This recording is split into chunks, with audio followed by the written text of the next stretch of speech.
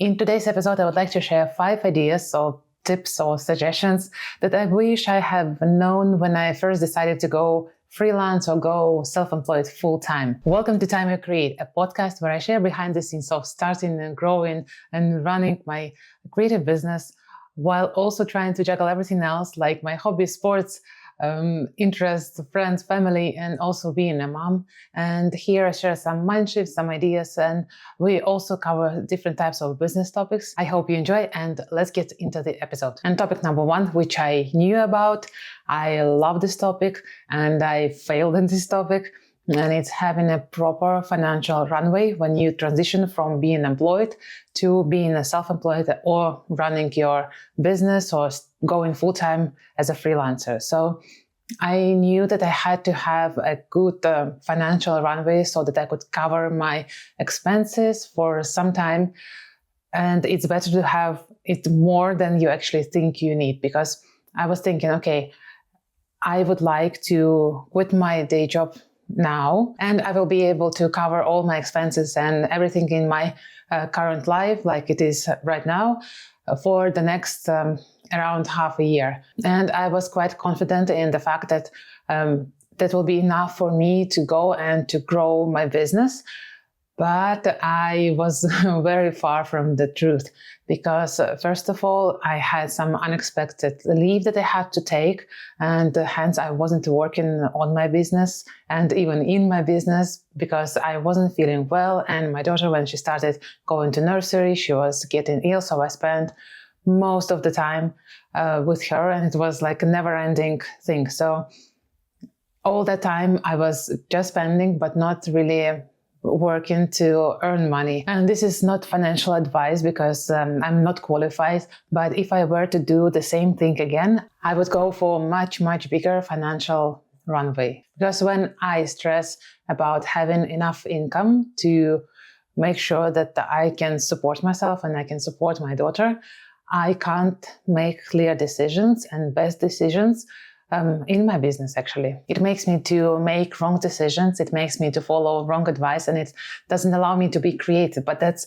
actually what I want to do and want to be. I run a creative videography business, and I want to be creative for my clients and for myself as well. And before we go further, please comment if you found something unexpected, something that you wish you knew when you just started your own journey as a freelancer, as an entrepreneur, as a business owner, and I would be happy to learn about those things as well. And let's get to the next point. The second thing is that all the business happens downstream of the leads of clients that we are having. I was focused so much on getting my Instagram profile ready. I was so focused on having proper website, a good proposal. And everything else around it, but I wasn't really focusing on finding the clients, because I was thinking that as soon as I get all those website and as soon as I get my Instagram looking well, I will get clients, but it actually never happened. And the thing that I realized recently, that the business starts when you start getting clients and you start getting sales. And I was very bad at it. I had several clients that I was working remotely with, but as I started to offer my services locally with videography, I started to struggle with clients. And I tried various things like messaging them, emailing them, tried different ads. And I realized that the good strategy for getting leads and hence getting your business up and running is to have a good marketing strategy, which can include leads coming to you via ads, via collaborations and everything else, or leads coming to you when you do the outreach, when you post on social media, when you reach out, when you offer collaborations and so on. So now I know that in order to get leads, I do various things, and depending on my time, I can rely more on ads, or if I want to work with a specific brand, I usually reach out and see if they are interested in my work. And all those processes, for me at least, they took time. And I wish I started to do both in a good way and focus on both much sooner. So now I have a certain budget for my ads to run. So I don't want to spend too much money on the ads because I need to use it. But also I do my own outreach with the brands that I would love to work with. And so all together, this starts to get in traction. And it also really depends on the nature of your business. But for me, for example, the December and January are quite slow, especially beginning of January when businesses start to think about the budget and everything else. But I do see the traction that starts building. So if I were to start these different marketing strategies to get leads to my business a bit earlier, I would probably see better results. Number 3 is to be clear on your offer. And this is very important because if you don't know your offer, it's very difficult to communicate it to your potential clients. And they might need your experience and expertise in what you do and what you offer. But if you can't clearly communicate it, it will be hard for them to say, oh, yeah, I want this. And yeah, that's basically where I was struggling as well, because I know a lot about videos and I film videos myself. I learn a lot. It's the topic of my interest, but my clients didn't really know what value I can offer to them because I wasn't clear about the value I can bring to them. Point number 4, maybe contradicting previous one, but it's learning as you go along, because you can't be perfectly ready for some of the projects, or actually for all the projects, because all of them are so different. And it's a challenge. For me, it's a creative challenge, but also a technological challenge. And as much as I would love to be 100% prepared, I will always find something that I haven't experienced yet, I haven't done before, but I'm also up for the challenge.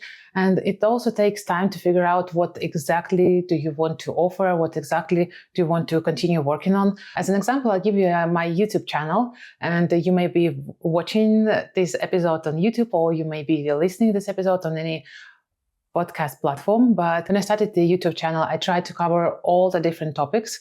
And even though I love talking about finance, I love reading about financial planning and independence and budgeting and all those things, I didn't like to create videos about this topic because, first of all, I'm not qualified and it's all my learning. But secondly, it just didn't feel nice for me to talk about it. So on my way to growing my YouTube channel, I realized that, okay, there are some topics that I like for me personally, but I don't like and don't enjoy creating videos about them.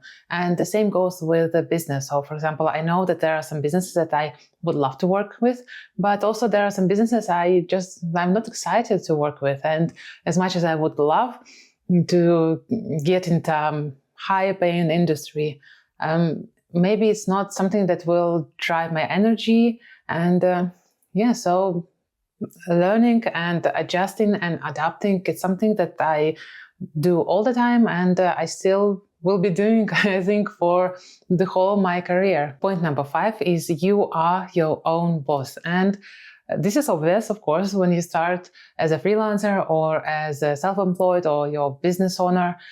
And it has both positive and negative aspects to it. When I was employee, I had clear understanding of what I have to do, when I have to get it done, and really what does it take for me to do this thing, and if I have done it well or not well. Because we had this structure of mentorship, we had the structure, I had a manager who I was reporting to, so it was clear and easy to understand what I need to do and how I did it, basically. When you are your own boss, no one tells you what to do, when to do, and how to do it, or how did you actually do it? Was it well done? Does it have a room for improvement? Because you figure it out on your own based on the results you are getting and based on maybe some sort of business buddy who can have a look at your situation and give you honest feedback.